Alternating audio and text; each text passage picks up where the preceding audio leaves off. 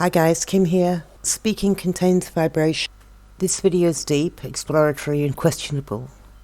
I'm merely speaking my mind here, so there may not be any conclusions to be had from it other than we're going deep to bring onto the surface that which we may not be aware of. Owing to the vibrational power of words, you attract what you talk about into this world. Later in the video, I'll go into the concept of vowels, but for now, I will defer into why we would just not align ourselves with being ever so nice all the time. If we were to use language to talk about prospering, healing, and blessing, would that be the right way to go? Well, I guess it would be if we were all perfect, but I don't think we are, or at least I'm not. Don't know, but my guess would be that you guys aren't either. We've already been corrupted by the experiences in life, so therefore, if we were to only talk about nice things, then all the stuff that we need to drag up to clear would be sitting below that projection, and therefore we would not be living in our truth but avoiding it, and it would be pretty uncomfortable.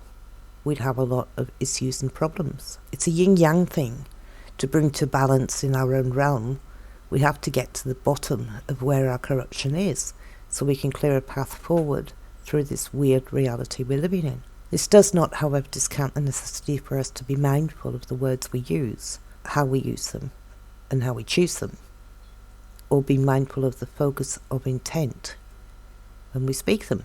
It's seriously a minefield these days. Even a short excursion to the shops is just not an ordinary experience anymore. It seems that we're perpetually sitting on the edge of a minefield just waiting for a bomb to explode somewhere. However, the question remains, how can I change this mindset into a positive experience rather than a negative one? I guess one path for me is to have a deeper understanding of language, the use of it, and the power of it. So I was watching a Robert Zepher video earlier, and at about the 14-minute mark, he starts a demonstration, which lasts for about 6 minutes, where he shows the power of energy output according to sound. He goes on to say that he cannot verify this demonstration, but it is interesting all the same, so I'll link it below. I really do not know much about Hebrew at all, but something inside of me tells me that they have an important piece of the puzzle, and that their alphabet has no vowels. Interesting.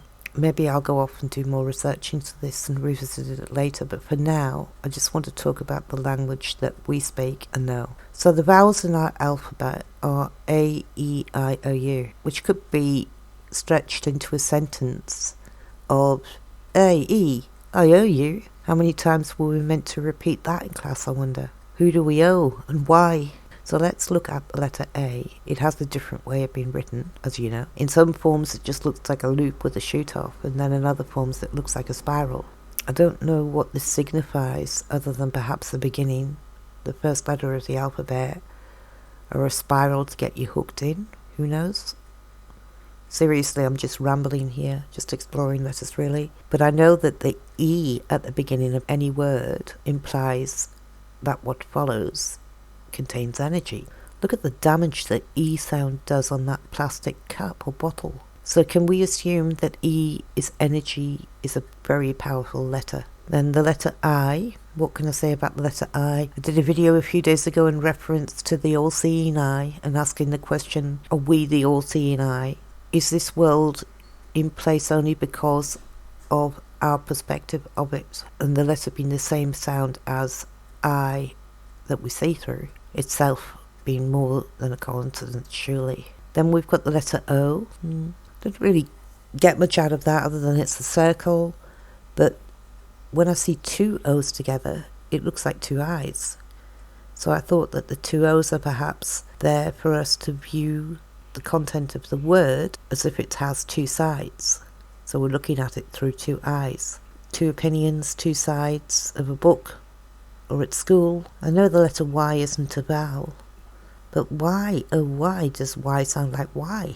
Do we need to know this information at all? Is it just overload, or is it necessary for us to have a deeper understanding? I'm not really sure, but I do think that all information is contained within, and unlocking these vaults inside of us assists us to have a more holistic view of the world that we're living in. Perhaps it gives us more awareness on how to manage our outputting of energy in the world that we live in, being more mindful and therefore doing less harm to the external.